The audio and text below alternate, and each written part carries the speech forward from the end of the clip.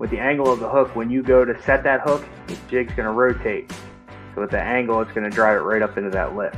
Top speed as fast as you can crank it with a 15-mile-an-hour east wind in your face. And that's where you're going to find all these flatfish. There's all those troughs right on the edges of the sandbars. If people want to put themselves in that dangerous situation, let them. Don't follow them. If you're uncomfortable, stick to your guns. Don't do it. Yeah. 90% of everything in their stomach content is gonna be mussels. But these are the same ones I target like world-class tarpon with when I go on vacation. You want to put that bait on so a lot of the bait is stacked up on the shaft of the hook, and a lot of that hook is exposed with the bait laying up by the shaft of the hook. Man, you go deep when you're talking rods. I love it. But if I'm going to go for big fish, I've learned to throw bigger plugs, and they'll produce. I mean.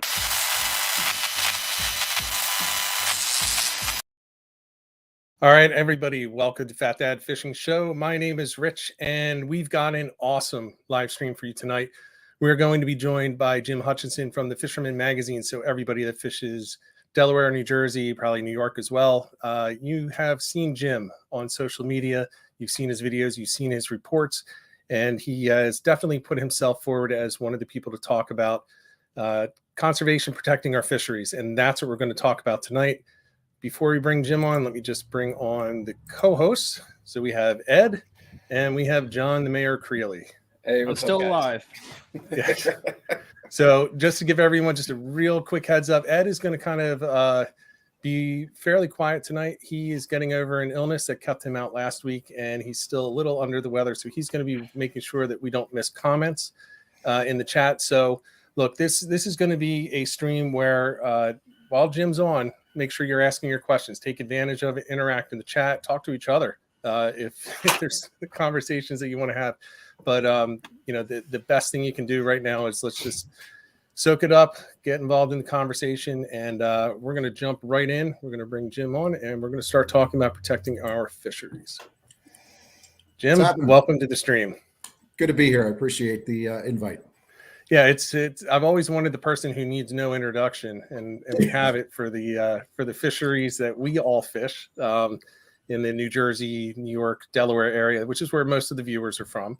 But I want to welcome you and say congratulations to your Bengals on the big win yesterday. Big win yesterday. So you want to tell everyone why the Bengals have become an important part of the conversation for this winter. So I should say that my family's had season tickets to the Eagles since '72. You know, at the vet, my father was at Shibe before that.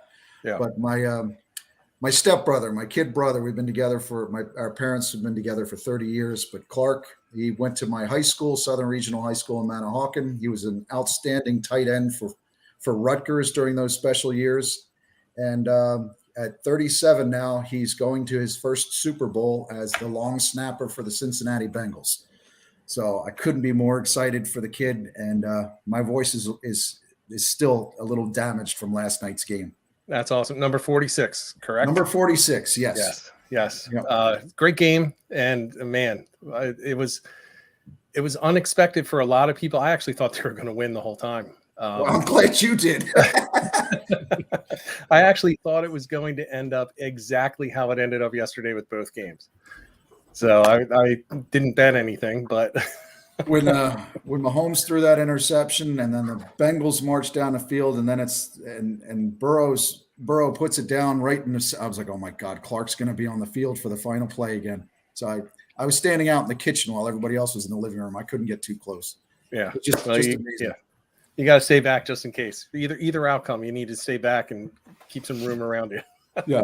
Well, my wife put some space in between me and the sharp objects too, so that was good. Yeah. Well, now you won't have to worry about it because now it's all. Obviously, you want that extra win for the Super Bowl, but God, they made history. First time in what, 33 years? Something like that. Yeah. Is that what it is? Yeah. Two times in the Super Bowl. They lost twice to the 49ers, I think. Yep. So. Yeah. This is going to be interesting. So if anybody's looking for a team to root for next Sunday, it's got to be the team that has a player that likes to fish for strike bass. Absolutely. And that'll bring us into the discussion about protecting our fisheries. And I want to let everybody know this is just going to be a free flowing conversation. So again, if you have questions, put them in the chat, and we'll be sure to ask them. We'll be sure to show them on screen.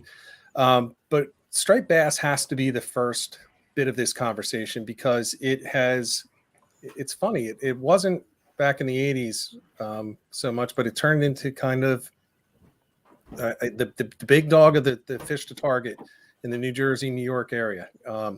Everybody has at some point targeted them, and anyone who is hooked into a big cow will want to continue to target them as they go forward. But they're also now, I think, the most controversial fish when it comes to how to protect them, what's the true state of the stocks, and what should the regulations be. So what are your first preliminary thoughts on the striped bass?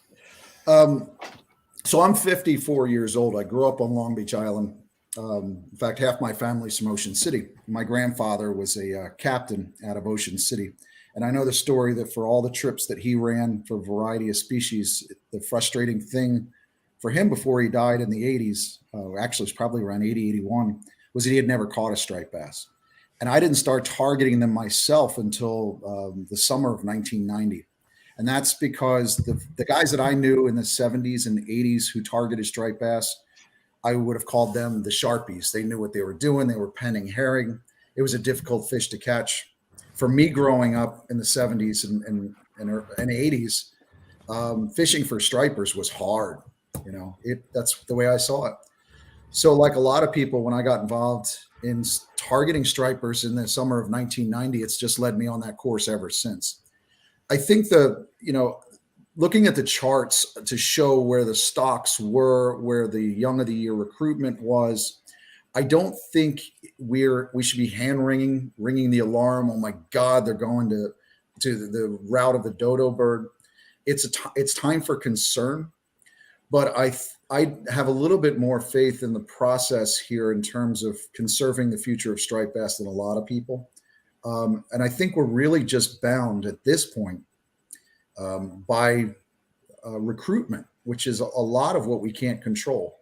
We need the right, it can't be too hot, can't be too cold, there can't be too much snow. There's got to be a little bit of snow, not too much rain, just enough rain. All the environmental conditions have to be right so that we can have one of those really banner recruitment years in terms of new baby fish in the Chesapeake and the Delaware and the Hudson. So I think that's got to be a lot of our, as individual anglers, that's the one thing we got to focus on. In the back of our mind, go into every spring and say, boy, I hope this is the spring where we have a lot of baby stripers born, because that's going to bode well for the next decade. Yeah, and I think actually I can put it up here on the stream so we can take a look at it.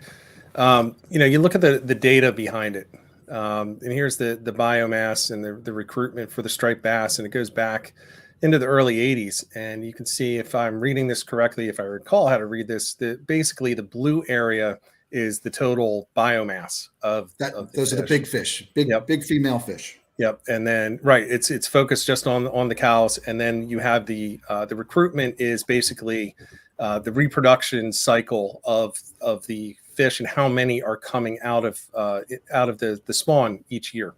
So you can see, we did pretty well back in 2016. Now this is the 2018 one, so it's a little dated at this point, but we had a nice spike there. But you can see that the biomass of the larger fish is still down, but it's not like some of these other fish that you see, like weak fish. Correct. So if you look at that chart, this is kind of like the chart of optimism or pessimism. It depends on how you want to look at it. But if you go back to 1993 and you look where the blue chunk is, we're below that 200 line, that 200, is it metric tons? 200 million pounds of spawning stock biomass. We're below that number, yet in 1993, that little light colored graph line shows that we had a really good recruitment year. Right. That 93 recruitment year is what introduced a lot of fishermen to the striped bass fishery, because you see that 93, really good recruitment year. By the early 2000s, those fish have gotten big, fat, and they're there. And that's what a lot of people really got into fishing striped bass in the 2000s. And there were a lot of folks, and I'm not saying it's bad, but a lot of folks were accustomed to the fishery being what it was when they got into it. And it was striped bass all over the place, stumbling all over them. They're piling on bunker. It was just phenomenal. We do have another good blip there in 2003, but still the spawning stock biomass has gone down. Right. The big thing that came out of the ASMFC meetings last week is really when you look at that 2015 blip up, that's where that other peak of recruitment comes. You see several peaks, but the last really good recruitment year was 2015, right, 2011 or 12. So really a lot of the consideration at the ASMFC right now is to, part of the discussion is, do we try to protect that recruitment year coming up through the cycle so that we can see something more in line of the early 2000s? But again, I would remind folks that all the management discussion that we have, all the topics that are brought up to protect this fishery, that we are still bound by mom and dad striper having a really romantic spring. right. And that's really what it's going to come down to. It's going to come down to environmental conditions. And I'm always the optimist when it comes to that. Yeah, I think a lot of people, for a lot of people, they look at the SMC website and they say, well, it's overfished and overfishing is taking place. Well, that doesn't actually mean fishing.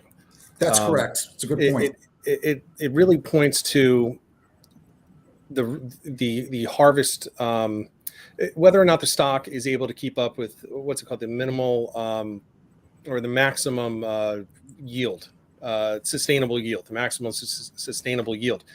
And there's a big part of that. And a weak fish is a great example. It's listed as overfished. It's totally depleted stock. It's overfished and overfishing is occurring.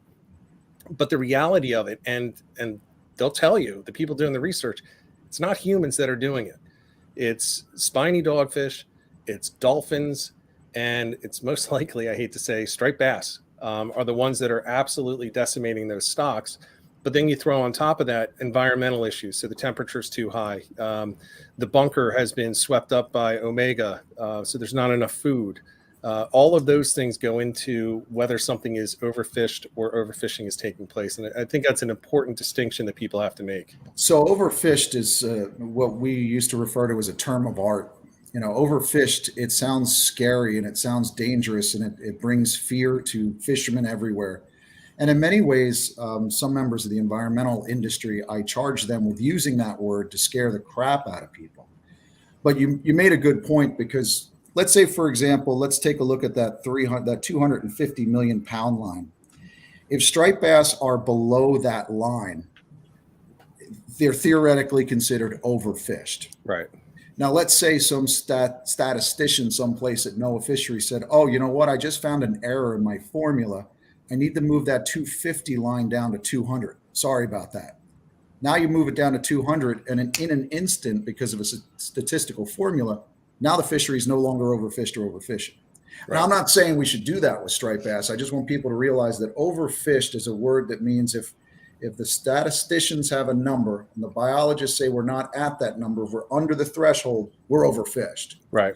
And then you bring into all those terms that you mentioned, because you've got sustainable yield, maximum sustainable yields, optimum yield, and the yield, the yield itself, the maximum sustainable yield is the number in any fishery where they say that's the number that once you hit that point, fish can no longer replenish themselves naturally.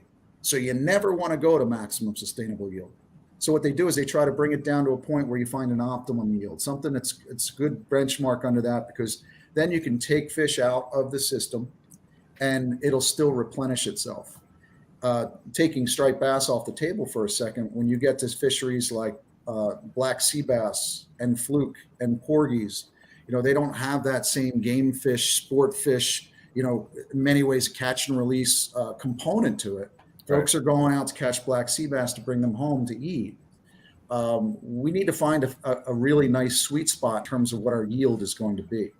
So if people get too hung up on the overfishing definition, you get too scared, you can't figure out what's the yield. But again, when you get back to striped bass too, there are I think you have the charts as well. There's other statistics that remind people that, look, there's a 9% mortality on striped bass, meaning every 9 fish, right, every 10 fish you release, one of them is going to die. So when you look at the recreational release mortality in terms of discards or those fish that we're throwing back, it's almost equal to what a couple of guys are going out catching a fish on the beach. They get their limit and go home. Right. So I'd rather see us as a community of sportsmen, the catch and release ethical guy and the conservation keep one fish ethical guy, put them together and say, what's in the best interest of this fishery for both of us? What we end up doing sometimes, especially in striped bass, because it is such an emotional fishery, is we start lobbing grenades at each other, and we can never really sit down and discuss it. But we're back at that point right now, because based on the Atlantic States Marine Fisheries Commission's meeting last week, we're going to see a public document in the next couple of days, I think by February 4th, where we can start reviewing some of the components of this fishery, what we want to see accomplished. And this time I'd really like to see people have more dialogue with one another to figure out what we really want out of this fishery. Because at the end of the day, the anglers and the recreational fishing community and the recreational industry, we're the ones that are going to drive this discussion and drive the initiatives at the Atlantic States. So, and that's going to be the process for the next couple of months here in 2022. Yeah. And often we're not the ones driving it. We're the ones talking about going to the meetings and not showing up to meetings. We're the ones who will lob the grenades at the commercial guys as they lob them right back. But nobody's being productive. But I'll tell you one thing: the commercial guys show up to the meetings. It's their livelihood. They show up. But I from my standpoint, it's about time that we get more involved, myself included. I mean, if I had to drive over from Pennsylvania to South Jersey to go to these meetings and talk about it and help frame the conversation, it's something that I should really be doing. I mean, I spend a lot of time on the water.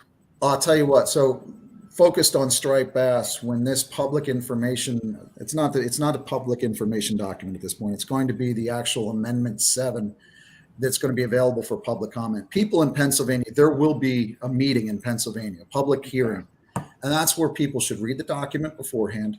We'll have information coming out at thefisherman.com. I've got a news item going out tomorrow on Tuesday. But I would read the document, talk it over with a fishing club or your people, you guys should talk about it, and then just come out to the meeting. Whether there'll probably be at least three in New Jersey. That would be my guess. One in Delaware, and for sure one in Pennsylvania. That's where you kind of ask questions, and have the dialogue in open format. You are right about going to meetings, but I'll tell you, the worst thing to happen to our fishing community over the last year and a half is COVID. And not just because of the virus itself, but because we can't have a public meeting. Everything's got to be done on these, in this format with us on interactive online. It's great, but to have a public hearing this way is really, it's not effective. And I can't wait till we get back to the point where we can sit in front of counselors and commissioners and they can see into our faces and they can see the smoke pouring out of my ears and they can see that somebody's just anxious to get back up to that podium to speak. I think we're going to have a return to democracy, so to speak. But yeah, I agree. I mean, think about it right now in the comments. I'm looking at it. It's not there, but we could have somebody absolutely blowing up and nobody knows about it. They're not being heard. They're not being seen. Right.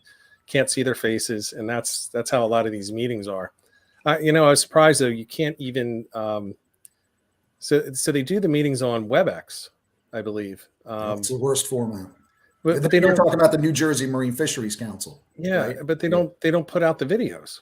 So you have to be there live. So WebEx is what the New Jersey Marine Fisheries Council does, right? I think it was, or is that? You know what? I might have been looking at. Yeah. No, it was New Jersey. It was New Jersey. It's New Jersey, and you have to be live. They don't have a rebroadcast. It's either you're there or you're not there. Plain and simple. It's a mess. So I think with the commission, the council, Mid-Atlantic Fishery Management Council, which manages black sea bass, fluke, and porgies, Atlantic States Marine Fisheries Commission, which manages striped bass. I think those meetings are a little bit more interactive. In New Jersey, I found this out during the COVID, the height of the pandemic, is that some in Trenton, politicians, our legislators, are able to use Zoom, for example, which is a little bit more interactive. But the governor would not allow the council to use Zoom because of some security concerns. So they were forced to go to that WebEx route, which effectively means that if all of a sudden you forgot about a meeting and it starts in 15 minutes, it's very hard. Or the meeting is already going on. It's really hard to come in late to a WebEx meeting, right? Right. And I think that's wrong. I think that really upends the public trust. I mean, you can't have a public meeting where votes are taken if you're disallowing people from participating. Yeah. And that's been a problem in New Jersey over the last year and a half, especially when it came to setting the summer flounder regulations last season. Well, let's roll into that in a second, because I do have stuff to say about that. But somebody should let the governor know that the Zoom security issues were rectified over a year ago. It is a secure platform that can be used and is used by. I can tell you that from my day job. Zoom is fine, or they could have just gotten Teams. They would have been absolutely fine. This is New Jersey we're talking about. Nothing moves that fast. Yeah, regrettably, we didn't let him know last November 3rd or 4th, but that's neither here nor there. The whole idea. And, anyway, so we can't spend the whole time on striped bass, but I do want to know. So your opinion, looking at these charts. I mean, I have my opinion on the stocks. I have my opinion. I mean, on a lot of different issues, but what's your thought on the stocks, and what's your personal approach to striped bass for the next year or so? I'm going to have to personally say I look forward to this next process coming out. I have questions about the stock itself.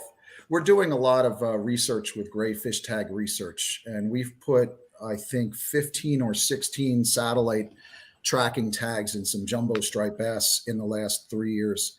And the depths to which these fish are traveling offshore is astonishing. So I definitely think, and I'm not going to say that this is all of the problem with that big blue box we're looking at, but there's definitely a migratory shift with striped bass. They're behaving differently than we imagined. That's what our, let's call it anecdotal, satellite tracking shows. Right. I think more of these fish are spending time offshore, but that doesn't answer the question why they're not showing up on the inshore trawl surveys when they come into the inshore estuaries to spawn. So I still think we do have the spawning stock biomass is not where it should be. I think there are a lot of other stripers out there that maybe are missing from the components of surveying. I think, like right now, we're just coming off a brutal blizzard, right? But I know that there are a lot of striped bass holding over in the Raritan, in the Toms, I'm sure in the Mullica as well, perhaps the Great Egg too. There's something different going on with these striped bass, and I'd just like to see more research done with it. That said, it's probably an evasive answer. I'm anxious to find out what happens. I will tell you this. I'm never one, I can't in the magazine. I'm not going to say, I think we should be this limit, this size limit, this season. I can't do that at the Fisherman. That's got to be the public process. Right. Because otherwise I'm going to tick somebody off if I say, well, this is what I like. But I was happy to see the slot limit for striper put into place for a while, because I'm anxious to see what happens. I'm of the principle that those big old fat fecund female fish, they have some robust eggs, maybe not as many as a smaller fish of 35 or 36 inches. But I was anxious to see what the response would be, that once fish hit that 35 or 38 mark, they've run the gauntlet. Now all they can do is just happily spawn. And if they get caught, they're going to get released. I'm not sure if we're still going to see that in the next couple of years, because based on this document that's coming out, they do want to go back and protect those year classes of 13, I think it was, and 15. Right. Those are smaller fish. So the thought might be, and the scientists might say, and everybody might say, let's let those fish spawn before we take them. So maybe there's something sensible to say, well, maybe we should change the size limit again. But I don't know. I'm anxious to see this document once it's all complete, so I can read through and try to figure it out too. Yeah, I'm I can say whatever I want. I'm not in Fisherman Magazine. My biggest concern with this is that 2015 class, right? Because the 2012, a lot of those have been caught. Every year more and more are getting caught, and I don't believe the 2015 class is at the 38 inch yet. Or at least all of them are. I think they're well under that at this point. They're well under. Yes. Yeah. And to me, that's where we should be protected. So, I could make the case for, having the slot, a lower slot and an upper slot, or just lower. I don't know where to go with it, to be honest with you. I love catching striper. I don't love fishing for striper because it's a lot of run and gun chasing, and I'm in a kayak most of the time. It's exhausting. It's tough. I could argue either way. I could argue for a 2-year shutdown of the entire keeping of anything, not targeting, but keeping them. I wouldn't do it, but you could certainly make that case for any of this. But I'll tell you one thing. It doesn't look so bad when you look at that recruitment class, and they're still smaller at the 2015 numbers. I feel pretty positive about it. I feel it's probably going to end up the way that summer flounder is now, where we are going to see that return to not overfished and not overfishing, overfishing not taking place. I don't know, John, what's your thought? All right. Well, it's just a couple questions for Jim, and just get your opinion on this. So obviously this year, I think has probably been one of the best striped bass fishing seasons I could say we've seen in a long time. To me, it seems like there wasn't too much beach replenishment this year. And my question is, with that being in effect, do you think that has a lot to do with these striped bass coming back in closer, not taking that migration pattern a little more further offshore? And then the other thing is, too, how can you scientifically prove, this is our numbers for striped bass, when you said it just yourself, as you've been doing these satellite researches with great fishing tag company, that you're finding some of these striped bass in depths that you wouldn't even think of? How can they come up with some of these numbers and, say this is what it is? I think that, so the first question is, I definitely think that beach replenishment has an impact on it. And it's not just the beach structure itself. Obviously, some of the areas that really held a good surf bite in years past, Deal, Asbury Park, the Monmouth stretch, that's a surefire sign. But even more so is these inshore lumps that were used after Sandy, that they took up these inshore lumps and put that beautiful sugary sand on the beaches. Those were little mini ecosystems that years ago, the Division of Fish and Wildlife and the DEP identified as essential fish habitat. And when the Christie administration was pulling up all that sand, I was pushing the DEP to try to provide answers, and nobody did. The only answer I got was off the record from somebody who's no longer at the state. So I feel I can comfortably say this now. He said, Jim, there's nothing you can do. You're right, but there's nothing you can do. So to me, that essential fish habitat, you consider the soft sand lumps on top of harder structure. And in there, you had all kinds of living organisms burrowed in. I think that was part of why we saw a fantastic sand eel bite in 2011.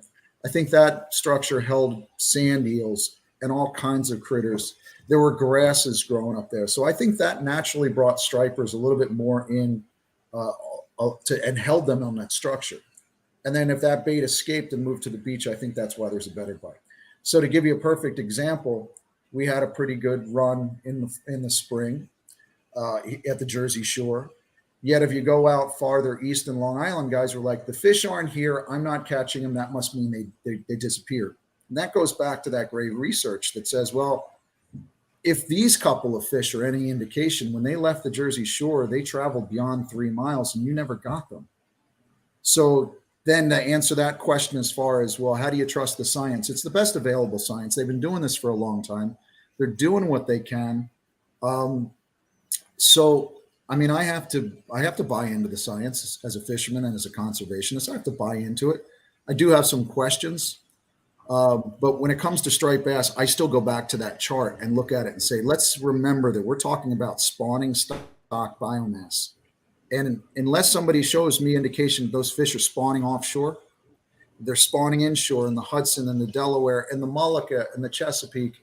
So they're going to be stumbling into the trawl surveys. They're going to be stumbling into some kind of accounting at NOAA. So I still think there's a good sense that those big fat fish, those big fat female fish, those numbers are low, and we got to do something to get them back up again. Yeah, I think that's a big thing, right? Unless you have any evidence that something has changed in their biology and their behaviors from the past forever, spawning inshore, then you kind of have to go with the best that we have. And they're pretty good at, they have a pretty good plan for how they sample these different areas. I don't know how they do it specifically up here, but I'm going to assume that they do it similar to how it's done down in Florida. And they have algorithms to figure out where's the net go on what day, and they have the certain amount of nets go out and so on and so forth. So I'm kind of with you. You just got to go with what we know. And what we know right now to be fact is they spawn inshore, and to get inshore, they have to go in through all these surveys. But again, I'm not a doomsday scenario. I don't see at this point, because again, it's the way we started. I remember being a kid in an LBI in the 70s, and then just in my mind's eye, I think back and see everything was gray. Everything was just gray. I remember the beach whistles that used to wash up on the beach, the ocean, the dumping. It was just not good. There were no bunker around. We've done a lot since then in my lifetime with the Clean Water Act, the Environmental Protection Act, cleaning up the waterways, the Anti-Dumping Act, the protection of striped bass, or the Atlantic Striped Bass Coastal Protection Act, the Magnuson-Stevenson Act. There were so many great things that were done. Striped bass was made a game fish, no commercial harvest or sale in New Jersey in 1990. And then I think around 2000, 2001, when we had the bunker protection bill passed in New Jersey, which kicked the reduction fleet outside of New Jersey waters. So we've made great strides, absolutely phenomenal strides. And we're seeing things in the inshore waters that you didn't see 30, 40 years ago. And I think that's something for people to remember too. So to go back to that striped bass chart, I still see a big block of blue or purple that I didn't see as a kid. So unless we start seeing that continue to precipitously go down, I'm not in fear yet. I think that we can manage this. And I just want other people to realize that just have faith. Let's discuss this and figure out what we want and try to conserve. And that's another thing too, is people use the word with me, preserve. We got to preserve. I said, we're not preserving. Preserving means you put it on a shelf and don't touch it. We need to conserve. We need to sustainably utilize this. Right. And if you're catching and releasing striped bass, you're killing fish too. Let's be honest. So let's all fight in this together. Fight for the guy who wants to go out and catch it. I killed one striper last year. My annual Thanksgiving striper is what I got. I'm just as happy on the sod banks in the back and catching stripers on top water where nobody else is around in thin water. I love that more than anything. 20 to 26 inch fish. It's awesome. So I think we just have to all be in this together. But it'll be an interesting spring, that's for sure. Well, it sounds like you need to get out on the sod banks of Chris Matusin, first of all. Yeah, he just keeps telling me he's going to blindfold me before taking me out, and I'm a little nervous about that. Yeah, Chris is probably the only guy I'd let take me anywhere blindfolded. Yeah. Little fanboy action going on over there. Oh boy. No comment. Chris is good people. All right. Well, this is a good segue to move on to some other stuff. We're about a half hour in, so. Okay. So I've gotten a lot of requests. The second most requested species to talk about is tog, which is really interesting to me because tog has kind of, it's tracked in regions, up and down the coast. So it's a little bit different than the striped bass study, but I can just throw it up on the screen and I'll tell you the quick version. The intro to this is, according to the Fisheries councils, there's no problem with tog. There's maybe a slight problem in New Jersey, New York area, but otherwise they're not overfished, and the overfishing is not occurring. Now here's the one thing. This is I don't recall exactly how old this is. This could be a few years old. I'm not sure exactly when this was. This research was done. I think it might have been around 2018, 2017, but there's anecdotally, there's a big decline in the big tog. And I think, John, you probably have a bit to talk about with that. Yeah. So my thing is, right, I haven't really been a saltwater fisherman as long as you guys. I started maybe 5, 6 years ago, accidentally hooked a tog. Now it's my favorite fishery, favorite fish to eat. And I'll tell you what, just within the past 3 years, I've noticed from just fishing off the jetties, fishing on friends' boats, charter boats, private boats, the whole 9 yards, I've been noticing smaller and smaller and smaller fish. A prime example is we went down to Townsend Inlet the one day, sitting there, and I was literally hand lining blackfish up and could not find a keeper in those holes whatsoever. You see now with COVID, a lot of people now having boats going out. The spot lock's a big thing now. People don't have to double anchor, makes it easier to get on the fish. And you just see slaughter after slaughter after slaughter.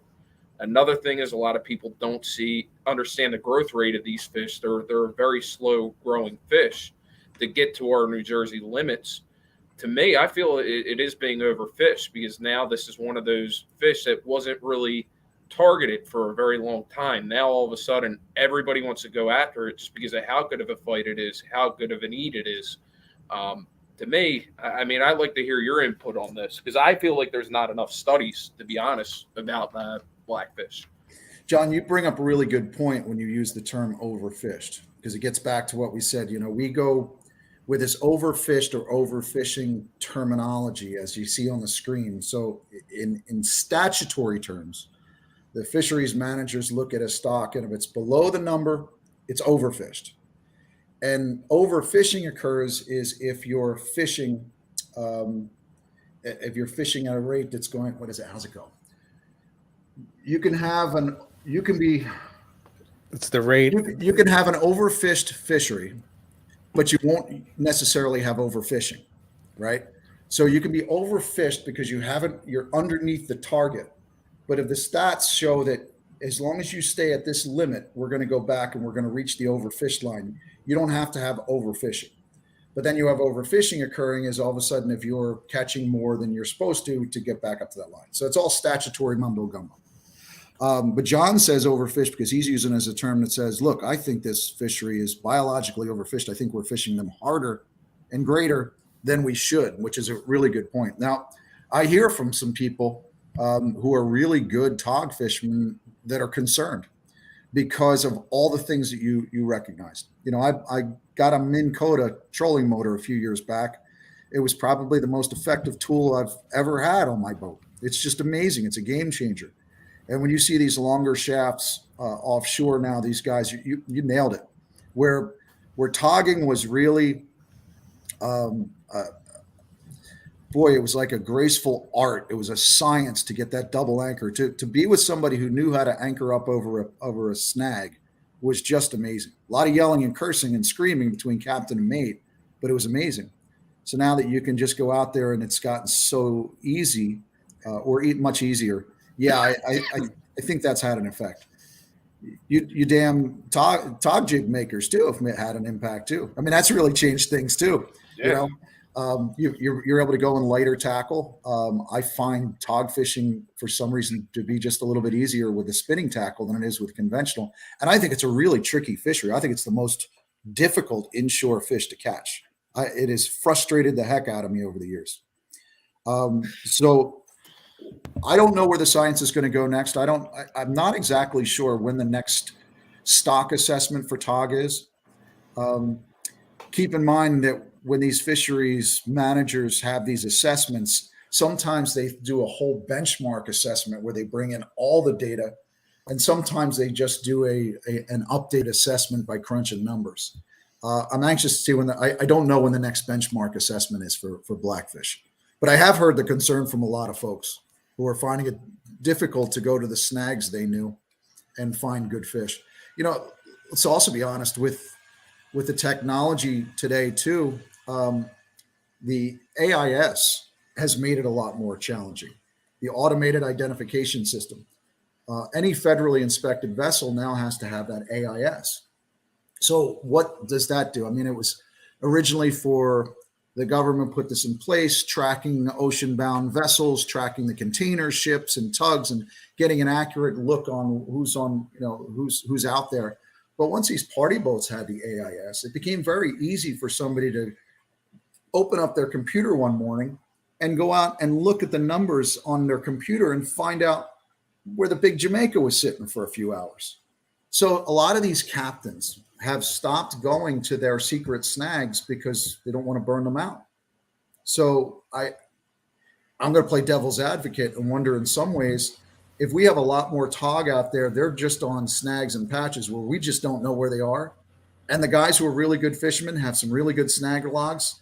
And as long as nobody's seeing where they are, some of the highliners are catching fish because they're darn good tog fishermen, some of the very best of the Jersey Shore.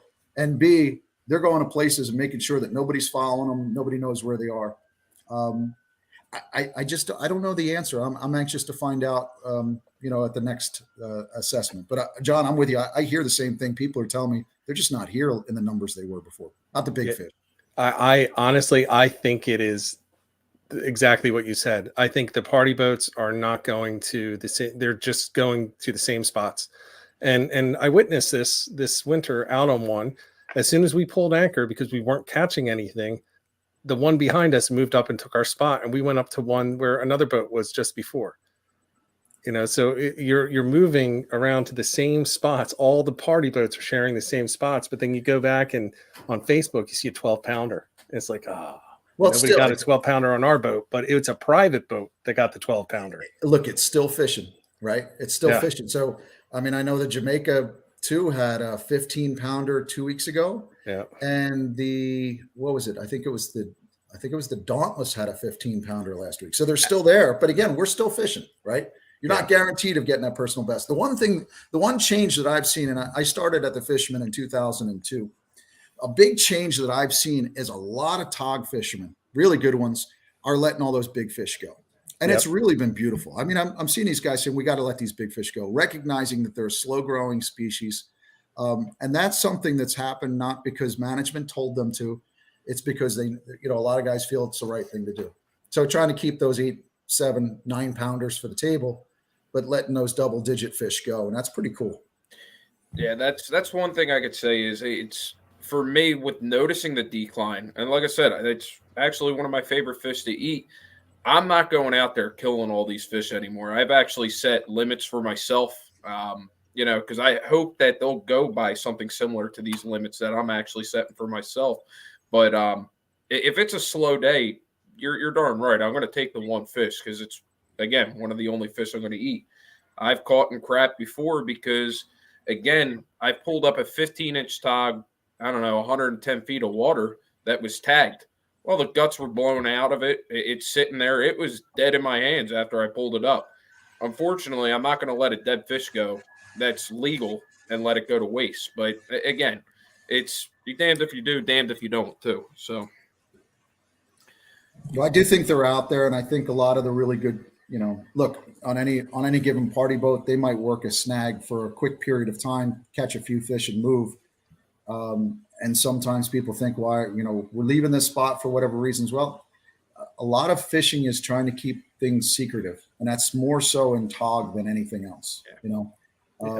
One of the problems is with these range finders and the Navionics app on your cell phone, it's made it really difficult for captains to maintain a really good bite. So in many senses, they're trying to fly under the radar best as possible to not give up their optimum snags. It's very hard. You can GPS locate your phone and screenshot it. Yeah, right. You don't even need the Navionics. You could just pull up Google Maps. That's true. And just screenshot that because it's satellite based. Boom, you have coordinates. I've heard of some captains. I'm not going to say which ones, but have caught people doing screen grabs, and that phone has stayed back at off at the wreck when they came. It might as well be. That's absolutely, you're paying for their service and stealing someone's spots. I'm sure if you ask some of these captains, they'll give you numbers. They will. They're not going to give secret numbers, but it's kind of a respect thing too. It's a lot of give and take. You find that. I mean, after 20 years in doing this, meet a lot of people along the way. I've heard horror shows, but it's a great community. But you show somebody respect, and it's always about paying forward too, right? Yeah. Try to put somebody else on a bite, and you hope that comes back and pays back in spades. I will say this thing.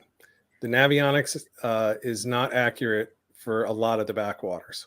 So while we're not necessarily going to be fishing for a ton of tog back there, don't rely on it too heavily for the backwaters, because it changes so much back there that, the hole that was there last week, that usually doesn't change in a week unless there's a big storm. But the hole that was there when the navionics was last updated a month and a half ago, it may not be there anymore. It could just be a flat wasteland. So the more people that use it, the more people that use it in those community edits, it kind of rapidly changes all the time. It's funny because I'll take a look at my phone and look at some of the numbers, and I can see some of my navionics pro captains. You can see them coming in and out of the slip, and everything is in fine detail. Where I keep my boat down in Tuckerton, there's not a lot of detail. So not a lot of guys down there are using that community feature. So be honest, Jim.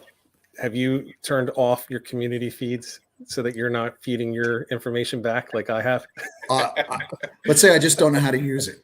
Yeah, I forgot. Mine does not get updated. No way. It is still the original update from when I bought it. I have it sitting right here on the shelf next to me. That thing is not going to get updated. It is what it is. I just heard from Jim is he pleads the fifth.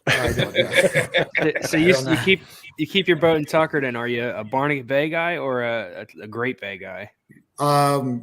So where I keep it it's actually in Little Egg Harbor. So I'm on the north side of Seven Bridges. So I go to Great Bay as much as possible. But I do a lot of fishing in Little Egg Harbor back behind Beach Haven. I love Great Bay. Great Bay is just really beautiful. Oh God, I love it. Love going over there. They're actually dredging. They're dredging Main Thoroughfare right now. So I'm hoping that I can be able to use that to get to Great Bay quicker than coming up all the way around. I can't get under the first bridge because my T-top. Gotcha. So, but I love that area so much. See, my dad grew up in Mystic, so he's like all about the Great Bay, and I'm down in Galloway, so I'm at Seacon Bay. So we butt heads on that. Well, that whole stretch down there, it's gorgeous. Actually, this is actually a good subject, and it might actually be able to roll us into maybe flounder next. You speaking Great Bay, my uncle, he's the same way. He's probably just about your age, and he absolutely loves fishing the Great Bay. Because he's a flounder fisherman. He says it's probably some of the best spots he has is back there. Who's your uncle? I've caught flounder. Bob Copson. What is it? Bob Copson. Okay. So I know another Creeley. I didn't know if you had any other Creeley family in South Jersey. Probably. I just don't know. Great Bay is interesting because you get. I feel like if they were to open up the summer flounder season on May 1st, we can go into Great Bay and some of the skinny water and start putting limits together right away. Yeah. And that's where that debate comes. And I realized it's not a North Jersey versus South Jersey debate. It's an inshore versus offshore discussion. Absolutely. Which makes it charter captains versus charter captains in party boats versus people that own their own boats or have kayaks. Not necessarily, because I talk to a lot of friends who are private anglers in the Long Beach Island area, Manahawkin and Tuckerton, and they like that later season for fluke because they like to go offshore and get the bigger fish from the wrecks. Okay. So it's a lot of guys who just would rather be out in the open water. It's just something about breaking the inlet, getting out there. I like to fish in the bay, so I enjoy that little water. See, now compared to Great Bay, comparing Absecon to Great Bay, I've caught 10-1. Absecon just produces better. I don't know what it is, or maybe it's just me, but it's a spot. Based on the reports that I've been getting the last couple of years, Absecon Inlet has been phenomenal. It's been a phenomenal highway for fish. If you look at the reports coming out of Riptide and Brigantine, or Knoll at one stop in Atlantic City, or even Captain David's at Absecon Bay Sportsman. There's something about that back stretch. It's been phenomenal. And I don't know what it is with Beach Haven Little Egg Inlet, if that has had an impact or not. When I was a kid, I used to tread clams, and I used to love clamming in Great Bay because we would clam on a rising tide. You'd get overboard and start treading at low tide.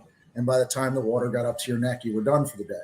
So once my clams are on board, I'd grab a mask, and on that incoming water, I loved swimming around at the bottom in Great Bay because this flush of clean ocean water coming through was just beautiful. And you could see you'd see rays and you'd see fish coming in. To me, it was just like a beautiful estuary. The same could be said about Barnegat Bay. You know, if you get back behind Barnegat early season, the fluking back there is phenomenal, but you have to get into some of the skinnier water because I think those fish they're coming in early. Some of the bigger fluke are coming in early, but they're tending to congregate in the shallower water, which is warmer. So, and the one debate that I always see every year at the New Jersey Marine Fisheries Council when it comes time to figuring out when the fluke fish is, you know, the summer flounder season is going to start, is a lot of guys who are going out and chasing striped bass are like, I don't even care to think about fluke until June, right? But there's a lot of us who are like, you know, I love fishing for striped bass too, but if I can go out and box up a limit of fluke on first week in May, yeah, let's have at it. It's great fishing then too. It's absolutely great fishing. It certainly can be. We've been trained, I think, we've been trained by NOAA Fisheries to think in dates, you know, on a calendar. You know, oh, we're at the point now where fluke season runs from Memorial Day to Labor Day. That's when the fluke are around. I was like, no, that's when the fisheries managers have told us we're allowed to fish. Right. You know, that's we're kind of preconditioned, like a Pavlov's dog kind of thing, to think that, well, that's when the fish arrive. I'm like, no, that's when they were letting us fish. I think it's a prime example that you're saying right there is, you know, Raritan Bay last year, guys in the middle of April are trolling mojos and pulling in 24, 25-inch flounder going after these mojos. You're telling me they're not there? Yeah, exactly. I have video trolling and catching a flounder in Raritan Bay last spring and April. Yeah, it's just a prime example. Those fish are there. It's just, again, like you said, this is what you're told. This is what I'm going to believe. No, it's not the case. Right. Yep. So, well, we'll put this on Spotify. That's the whole thing with that whole thing, right? Yeah. Being told what you got to be told. This is what you got to believe, and that's the way. No, I'm sorry. Get me started, dear. I want to fish for fluke in May, but you know, I don't know when we're going to get that. Although, look, we're at the point now. There's your segue. Is ASMFC brought it up? We're waiting to find out the numbers for black sea bass, porgy, and fluke. You know, porgy is an interesting fish. It's primarily the northern part of the state. It's big bag limit, structured fish. Black sea bass, it looks like we're taking a 28% reduction for 2022. And with our limited season, the way I see it is a limited season right now, I don't know how we're going to shave off 28 points. But I spoke with somebody last week, and they're still working to smooth out the numbers. And what that means is, you know, they come in and they say, you're looking at a 45% cut. Well, let's reanalyze the numbers. You know what? It's more like 28%. And then the statisticians take a look at it again saying, look, there's a couple of anomalies here between what our stats say and some of the waves of data. So I think, give me a little bit more time to smooth this out. So I don't know if we're going to be looking at a 15, a 20, 25% cut.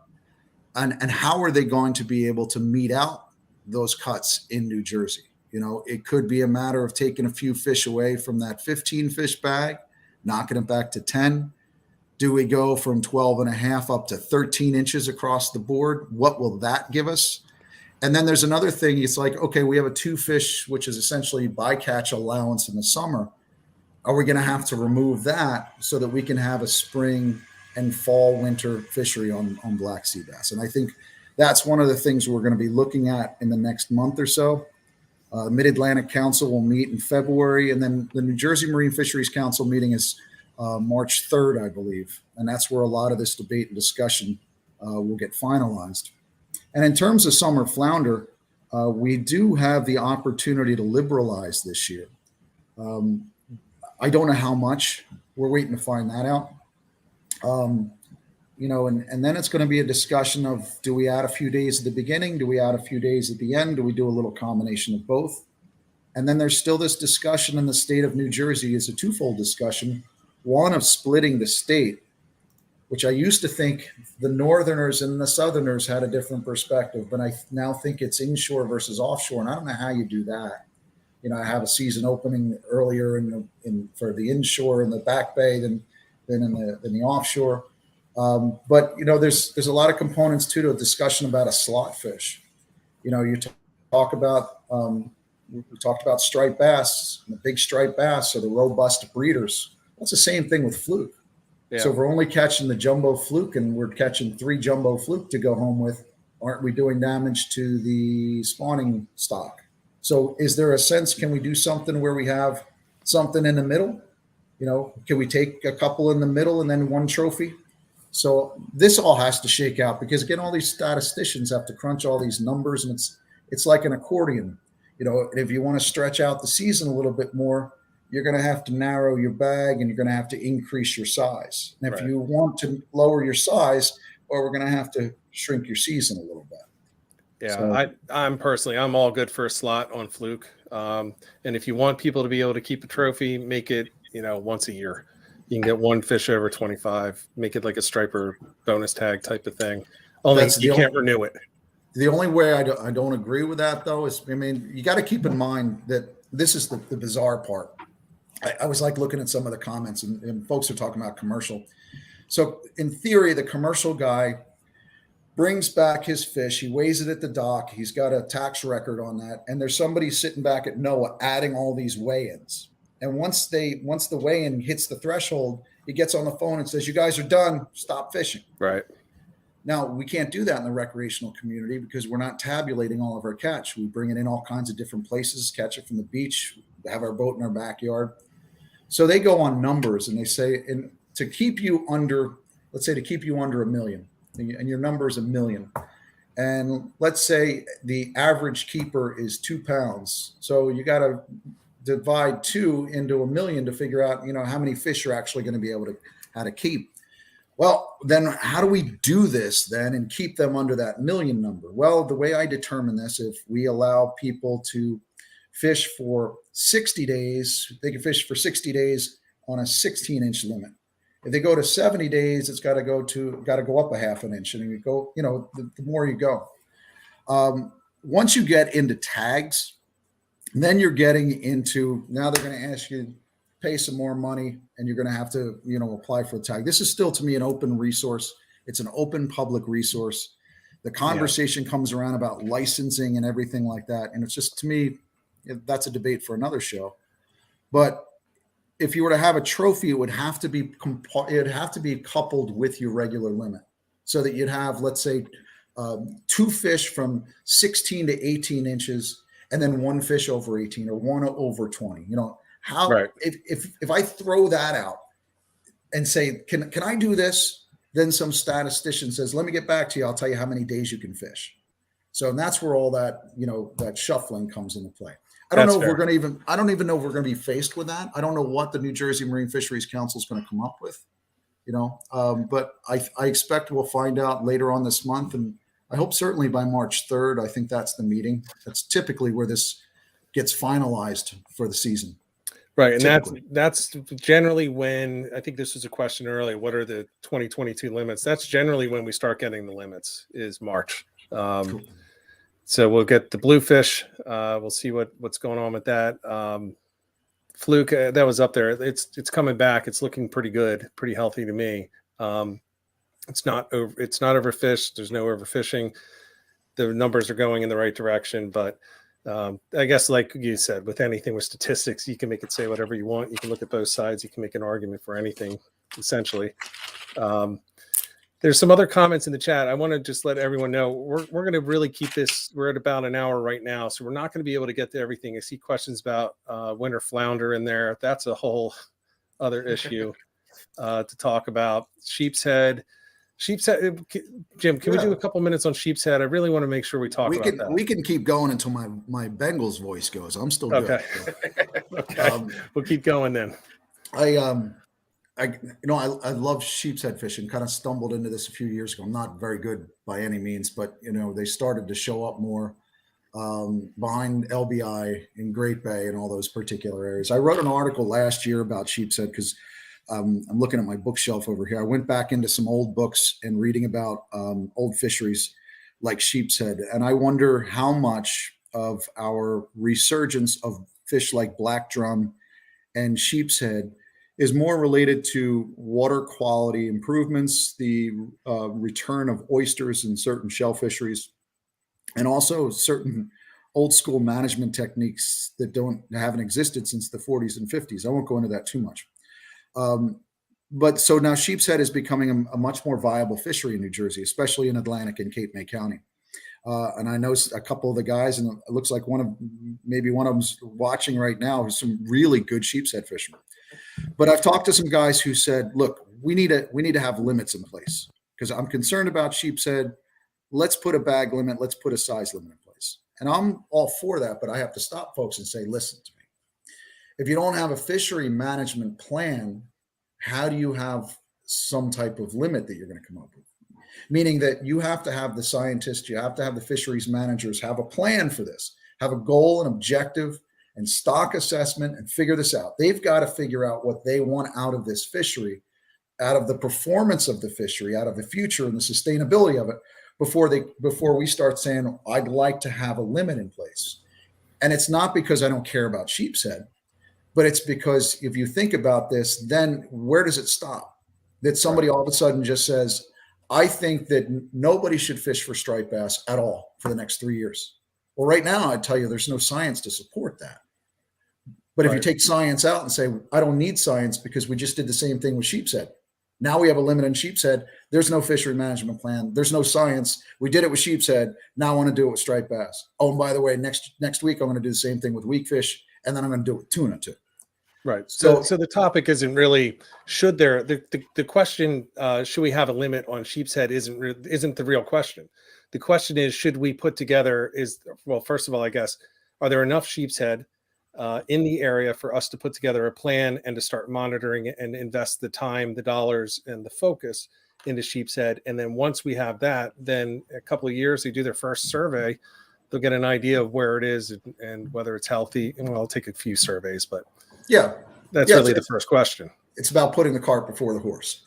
But I will tell you that at one of the past Marine Fisheries Council meetings that I went to, a lot of folks that have been talking about it, they are talking about it at the Division of Fish and Wildlife as well. So sheepshead in particular is on their radar. It's something that they want to look at.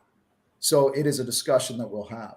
But it's always, and sometimes I come off sounding like you just want to kill fish. But it's like, no, just you don't ask for something that is not required yet. Right. And a perfect example of that is bluefish. Several years ago, some guys were like, look, how many bluefish, do we really need a 15 fish bag limit on bluefish? Let's just knock it down to 10. I was like, well, ask me that question again. How many bluefish do you need or do I need? Or does that guy need? I mean, it's an arbitrary question. I don't need more than one that I happen to catch every once in a while. That's certainly no more than 5 pounds. But you can't just all of a sudden say, I'm going to cut the bag limit from 15 to 10 without being asked to do so. Because 2 years from now, fisheries managers come back and say, oh, we got a problem with bluefish, so we need to cut your bag limit back. Well, you know what? Without you asking me, I just cut it back from 15 to 10. Does that count? I'm like, no. So now you got to go from 10 to 5. Right. So, and I understand for some people it doesn't mesh right, but that's the system we're in. You know, you live and die by that sword. So I certainly appreciate the guys, and I know who catch a heck of a lot of sheepshead who are letting the big ones go. And they're trying to let as many of them go as possible. And I think, and it goes back to what John said about Tog. I think that's something that has become more learned in our community. A lot of folks who fish for quite a few years and get involved in this start to realize, I'm going to let more of these big fish go because that was fun. It was a triumph to catch a big fish like that. But I know that that's an older fish. It's a spawning fish. I'm going to let it go. I want to catch that smaller one. And I think the more of us that do stuff like that, we actually lead by example, that the next generation and the newer fishermen will learn that. It's constantly learning and it's constantly doing stuff like that. So in many ways, conservation, that sense of conservation is something that we can all do. We make that personal decision under the law and under the existing regulations. Right. And you see that, the guys that are in the chat, Qua and Dan and a couple other people that I've seen, they catch the sheepshead and they're really good at monitoring what they do, and they're returning almost all of them. I don't think Qua keeps any, and he's probably, if you want to get on sheepshead, you should hit him up. That's what I've been told. The Wakefield boys told me that. I was having some trouble this past year. I only got a couple of weak fish this past summer, and they said you should go with Qua. So So I think as far as sheepshead are concerned, you make a very good point about let's not jump to limits.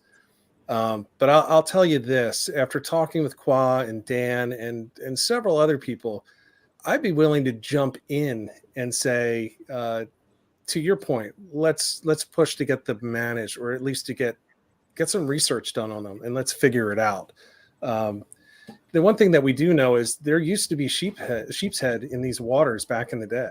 You know, Sheepshead Bay in New York wasn't named for flounder. It was named because it was filled with sheepshead, and they were gone for decades. So I think this is more of a return of them. But you know, who knows how many there are? Who knows how many there should be? Who knows what they can, you know, what can be supported? We may be at the max of what our waters can support right now, or it may just be ready to blow up. But I'm at the point with the sheepshead, just by the anecdotal, to say, okay, I've heard enough from a lot of people that catch them.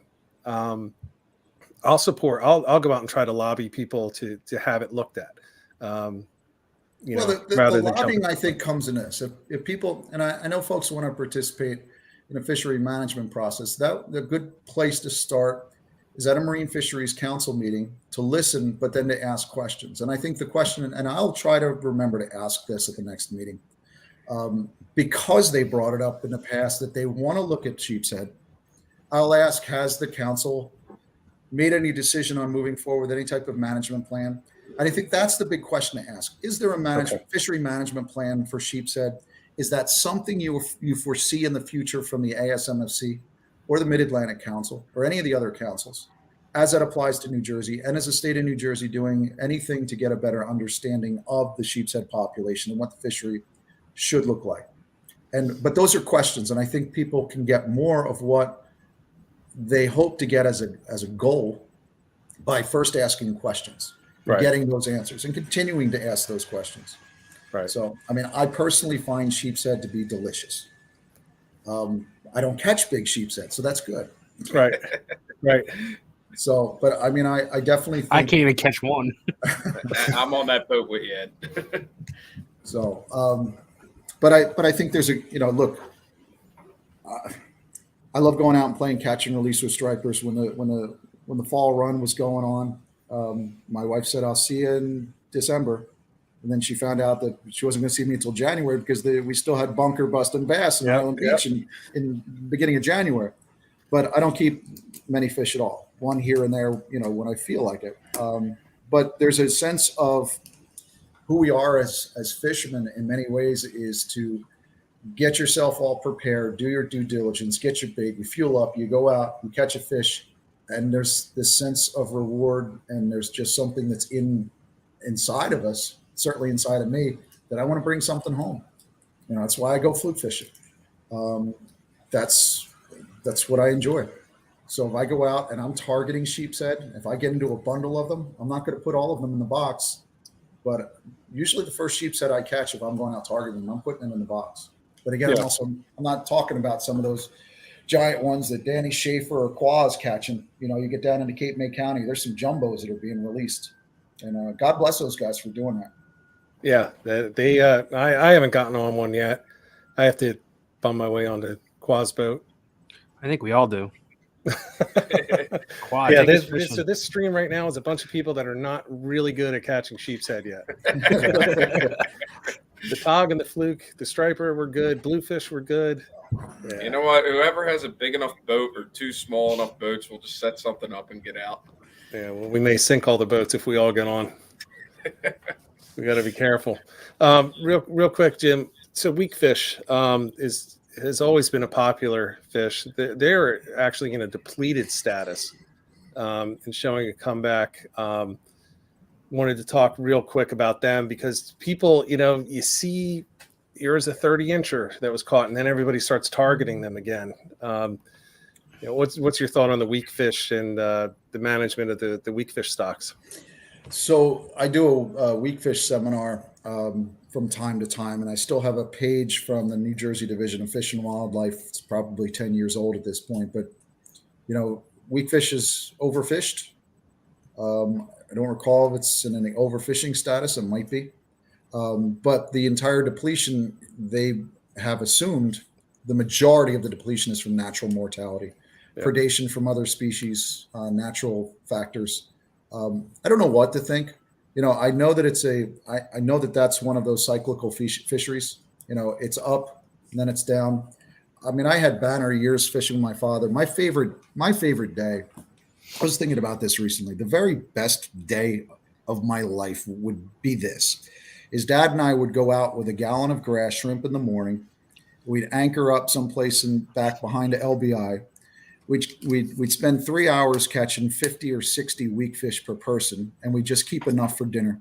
We'd check his crab traps on the way home, load up a half bushel of crabs, go back, clean the fish, clean the crabs, clean the boat. And then Harry Callis is on TV at 1:00, and we're watching the Phillies game, sitting in the living room, talking, cleaning fish and crabs. And that night, after a Phillies win, we're eating weak fish stuffed with crab meat. That to me is my perfect day. That's very close to what mine used to be. Yep, just go further south to Stone Harbor.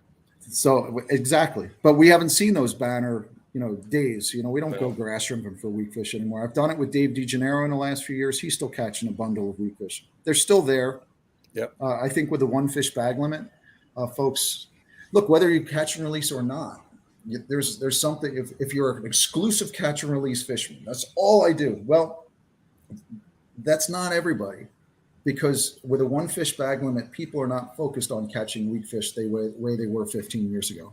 And I think if you just gave people the tools and the tactics and the baits to go out and do it and say, just go catch them and tell me what you find, I think that people would find, wow, there's more weak fish here than I thought. I don't think that answers the question, where are they? Why aren't they here in the big numbers? But certainly the last year or so, I've seen glimmer of hope with weak fish that, maybe we're going to come back to some better days in the future. Yeah, I'd like that. I've actually tried not to catch them, and I can't help but catch them now, which is not the case for the previous 10 years. But the past 2 years, I guess, not this past season, the season before, or maybe it was 2 seasons before that, I targeted them because they're so hard to find. And then I found I was actually finding them really easily. So I stopped fishing for them. Now I catch them accidentally. And I hadn't caught them in a decade before that. And they're some decent size, or, in the 20 inches, 20-inch range. They're not all little tiny spikes. But yeah, I'm blaming the dolphins. The dolphin, now I can't confirm this because I didn't look it up, but I was told that the population of dolphins is at a historical high. And I can tell you, John and I were out in the kayaks behind Avalon in the fall. And we were I guess we were fluke fishing. Yeah, it was just right around the fluke closing. It was the last week or the last couple of weeks. So it was late summer. And we're going back there, and it is just weak fish all over. I mean, our fish finders are lit up.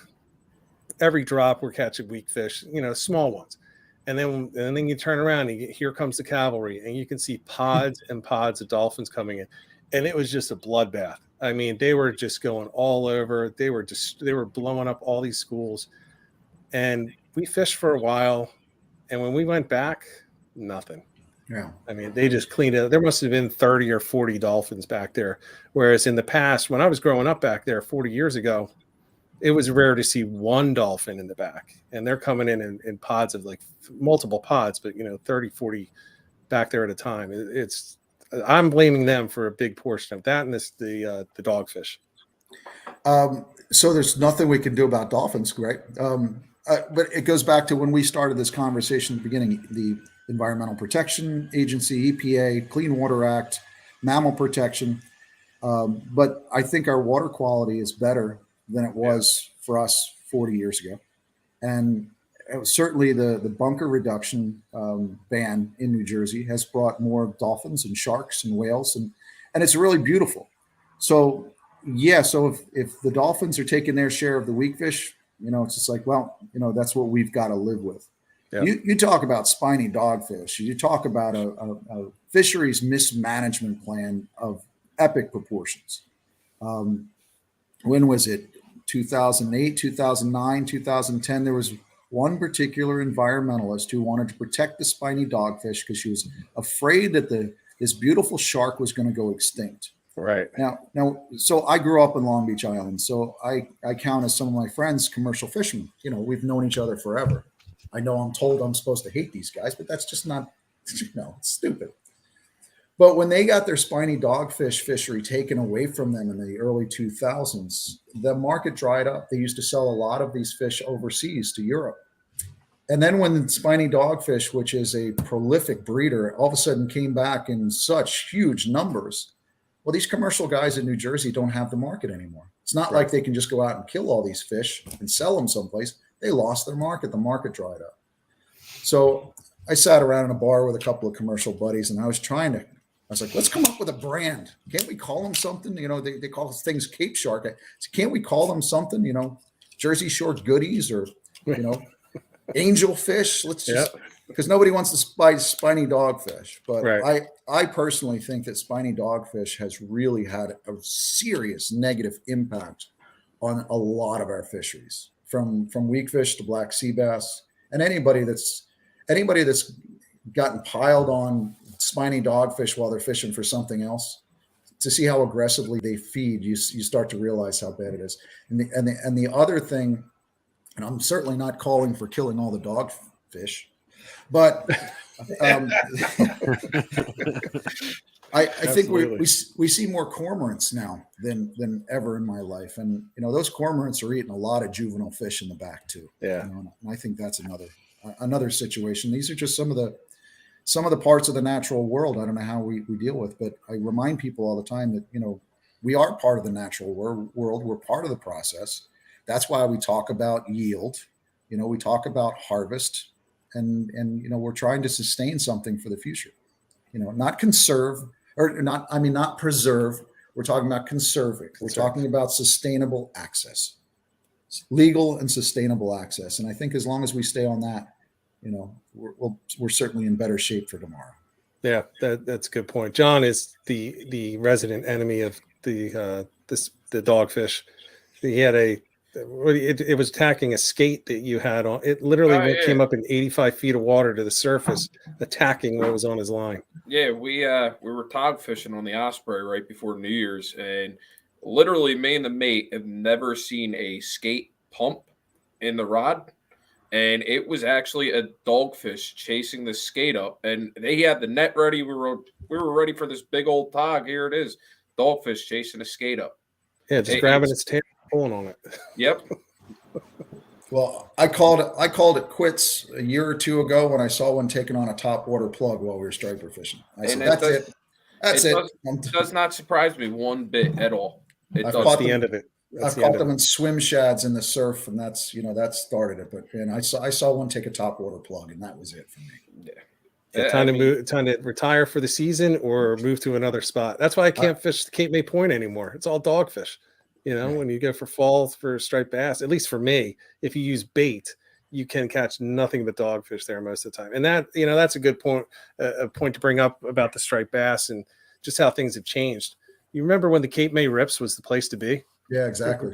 There were boats sinking every year because they couldn't get out there and didn't know how to drift the rips. It was usually a well craft getting hit broadside or on the stern. And now I don't know anybody that fishes there anymore. I don't know anyone that fishes the Delaware Bay anymore, to be honest with you. It's certainly not the same. And that depresses me more than anything. I know we could talk about weak fish in Fortescue in the 80s and all kinds of things. And the Cape May fleet and the Bayshore fleet really has a great time with black drum. But man, it breaks my heart that we don't have that fishery again. That it used to be 15 years ago, if somebody said, I want to catch a big striper, the biggest striper of my life, where do I go and when? I would say Veterans Day out of Fortescue, anchor up with chunks of bunker, go with those guys. Yep. Same thing in that Cape May Rips fishery is prolific. If I go into the Fisherman Magazine and look at our party and charter boats in the 1980s or the early 2000s, even I'm going back 20 years, I'm losing track of my time. In the early 2000s, it's so much different than now. So that Cape May Rips bite, without having that fishery, we've lost a lot of fishing. So I don't know what it is. I just keep hoping, look, I wake up every spring and say, this is the year. This is the year we're going to get boom weak fish. This is when we're going to get stripers on the beach. This is the year that we're going to get an incredible run on striped bass in Delaware Bay. And I hope for it every season. So I'll hope for it again this year. And I don't know why it's not happening. I really don't. I'm going to join you with that. The one thing that I would love to have again is the armada out at the 60-foot slough in the middle of the Delaware Bay, where you can jump from boat to boat. Everyone's drifting and everyone's pulling in nice flounder. It's all changed. It's all changed. And I don't know what caused that. I don't know why the Delaware Bay is so bad. Now, it was really bad water quality for quite a long time in the 80s. So, I mean, the stuff coming out of the rivers was just terrible. I mean, that you remember back in the 80s, there were syringes washing up on every beach. There was just black water coming out of the cities and directly into the rivers. But it's clean now. It's relatively clean. It is clean, and and you look at the spring run that we have of big stripers heading up the Delaware River. Some of the biggest fish of the year are caught in the Delaware, up Salem north, and there's some monsters, and I look. That's the other thing too. Is so the new state of New Jersey does a seine survey every fall, late summer, fall, for the striper young of the year recruitment. And young of the year this year, I think, was average, maybe a little bit below average. I keep expecting one of these seasons to just see a banner recruitment year coming out of Delaware to determine that as a really, a phenomenal new estuary for striped bass. But that also doesn't answer the question, well, why aren't these fish making a hard right and coming in Delaware Bay in the fall? Why don't we see that bite? And I don't know the answer. And it could go back to beach replenishment. For the longest time, I grew up in LBI, but I live in Northern Ocean County now. And what is it about the fall that these striped bass come screaming down the beach? They hit Island Beach State Park. They hit that inlet at Barnegat. And then at that point, they take a southeast direction. They rarely jump the inlet and stay close. This year, they did. Long Beach Island. There was a period of time where all of a sudden those bunker were pinned up on the beach, and those bass moved down the beach from Barnegat Light to Beach Haven, and then even into Brigantine. And I had my fingers crossed the whole time that they were going to continue down the coast all the way through Cape May County and stay in tight. They really just don't. There are some hardcore surf casters in Cape May County, Atlantic and Cape May County. They're the guys that are under the wire. They don't post a lot. They don't tell you what they're doing. There's fish there. You just have to work for them. But it still doesn't answer the question about the Cape May rips, and I don't get it. No. I think it was ever since Sandy. I think that had a lot of the factor. Again, it goes down to, beach replenishment, and then you have, natural disasters that take effect. To me, though, like you said, that there's a lot of guys that fly under the radar down in Cape May. A lot of your charter boats, private boats, they hang it up around December anyway down there. So there may have been bass there, and we don't even know. Because I know for a fact that I know a few people that were fishing bass out of Sea Isle that we're still catching them in December. So it may be a sign that we might be seeing these bass actually start to make a move and be back to where we want to be, hopefully. Yeah, that's a good point. It could be just like Jim had mentioned earlier, we've been conditioned to think that flounders show up when the season opens and they leave when it ends. It may just be we've all been now reconditioned that the rips don't work. Well, maybe they're on fire. It's just there's nobody out there. Yeah, I thought that, and I pushed a couple of guys last year, probably 2 years ago. I said I had that argument, and they came back to me and said, "You're nuts! Don't ever give me that advice again." Because I thought if I pushed people to do it, they'd find the fish, and they didn't do it. So I was like, they didn't find it. Okay, no, but that's not to say that they're not there. But my buddies are, it's a couple of my hardcore buddies are just like, no, we've tried it. They're just not there. There's guys moving in and out. Look, I hope it's there again.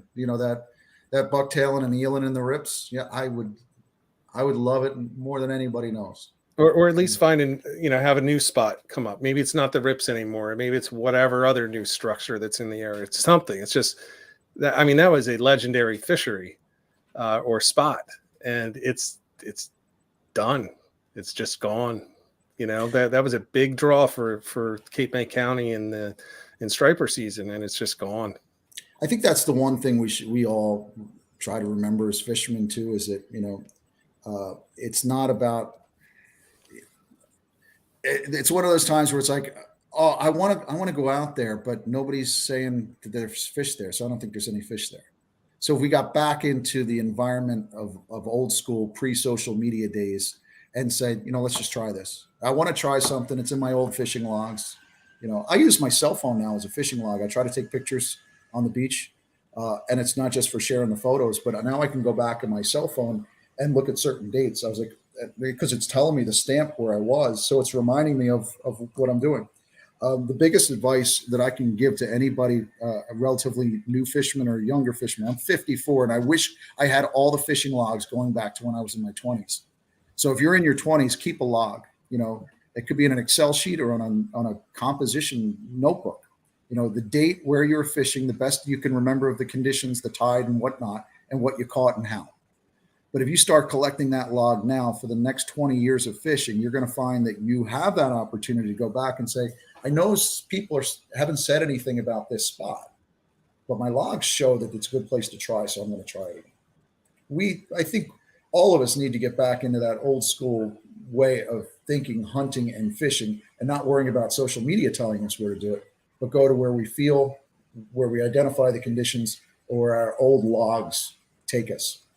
So yeah, there's a lot to be said for that. I can tell you 2 years ago I did that, and I made the determination that I would not fish the same place twice until late August, and I didn't, and I had my best year ever for flounder.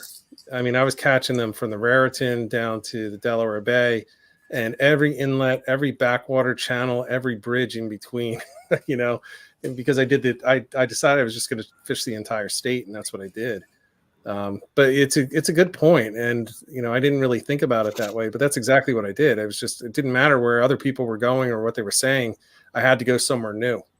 I couldn't go to Stone Harbor again, which is always my default because that's where I like going. That's where I always went. So I was like, all right, I guess I got to fish this thing called the Raritan Bay. I'd never been in the Raritan Bay in my life until that point.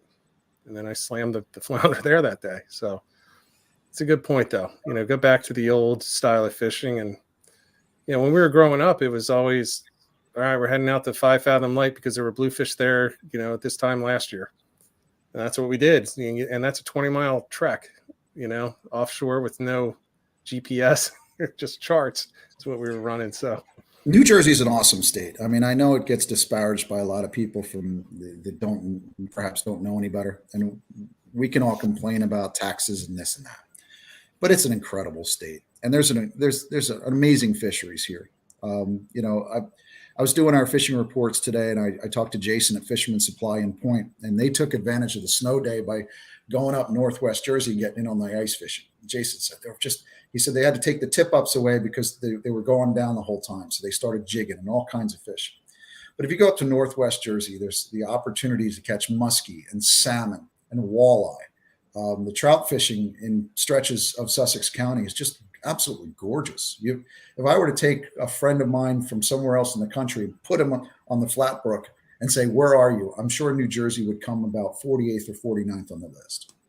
But if folks in Atlantic, Cape May County decide, I want to try some of that Raritan Bay fishery, you'd be amazed at that bite of striped bass, of weak fish, and of doormat fluke.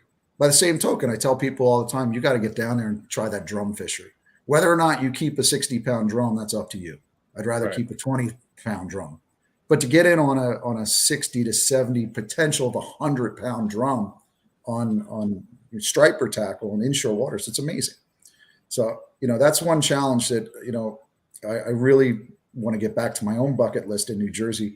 There are a lot of options in the state. It's just about going out and sampling everything there is. Yeah, that includes that Sheepshead and Atlantic and Cape May County too. People should take advantage of that. See, somebody says on the post, we finest snakehead fishing too. So that's why I love where I'm at. 10 minutes I'm in the river, 10 minutes I'm in the ocean, and there's fresh water all around. I can fish wherever. Stop and smell the roses, right? Yep. Yeah, exactly. I'm not a freshwater guy, so I haven't gone for snakeheads, but snakeheads might turn me into one. Yeah, I'm gonna have to give it a go. Get Dan to get me on. Dan lives near me, so I should just bother him sometime. Just show up at his house. You busy? Get in, we're going fishing. Yeah. We both have the same local tackle shop up here in Pennsylvania. That's how I know he lives somewhere near me. He's somewhere in the area. Which one is that? Sport Fishing Outlet in Norristown. Yep. the old I don't know, it wasn't there when you were in this area, but it's the old A-frame on is it Rich? It's on Germantown Pike. It's been a long time. Yeah. We were talking about being in the same neighborhood, but I think I moved out of Plymouth Meeting when I was probably 6 or 7. Oh, okay. Something like that. Okay. It was probably there then. You just wouldn't have known it. Probably not. Yeah, it's an old business. It's turned over a few times, and the guy that owns it now is just outstanding. He's just outstanding. It's a great shop to go to. If you're ever up in the area, you should swing by and say hi to him. I will. I miss fishing in Pennsylvania. When I was going to school at Kutztown, I rented a place in Lenhartsville, just outside of out of town by a few miles. It was right on a trout stream, and if I wasn't studying or doing other bad things, I was fishing on that trout stream. So, yeah, I say I don't fish freshwater. I don't today. When I was in college, I went to Bloomsburg, and there was just outstanding native trout fishing up there, and our share of stocked. And my grades suffered because we would literally go every day. We actually stayed up for summer classes. We told our parents we had to stay up there because it was just such good fishing. And my buddy Brad and I, all we did is we took one volleyball class. We took volleyball just so that we could stay up there. So I'm assuming that was a pass. Was that a pass or fail? I think it was. Yeah. It was like a 2-credit pass or fail mandatory gym credit. Nice. Which is weird because I played soccer, so I think I didn't even technically need it. I already had athletics, so but it was great walleye fishing up there. I mean, they had everything up there, so that's what I used to do. But Pennsylvania is definitely underrated for the freshwater. I don't think people realize. A lot of people think it's just all Philadelphia and Pittsburgh, but the vast majority is trout streams. And there's some nice lakes and reservoirs as well. That's my friend George Shower got me out there he said, I've got landlocked true strain stripers in Beltsville. I was like, all right, I have to see this. And we caught them on Mojo's. I was like, who knew? Some nice fish up there. Yeah, they're nice fish. It's in a beautiful area too. Yeah. Are there any other species we should hit real quick? I mean, we could go forever. I don't want to go forever. We're already a half hour over, so I know. Well, if we go into pelagic, so I'm going to have to study some more. So we start talking about tuna and billfish. That'll take. Well, interesting you mentioned that. We're going to talk tuna in March on this stream. We're going to have Reaper Fishing coming on to talk about what they do best, and that's targeting tuna and so on and so forth. So we're trying to work out a good time for that. But I think this is a good time to call it. I mean, we could talk about 1,000 different species, bluefish. Literally anything. But I think we've covered it. I think it's given people some good things to think about. Jim, thank you so much for coming on. I really appreciate it. I know a lot of people were looking forward to this, and I don't think they were disappointed. I had fun. You guys are awesome, and I really appreciate it. I'd like to jump on with you guys again in the future. Awesome. Sounds good. And we will take you up on that.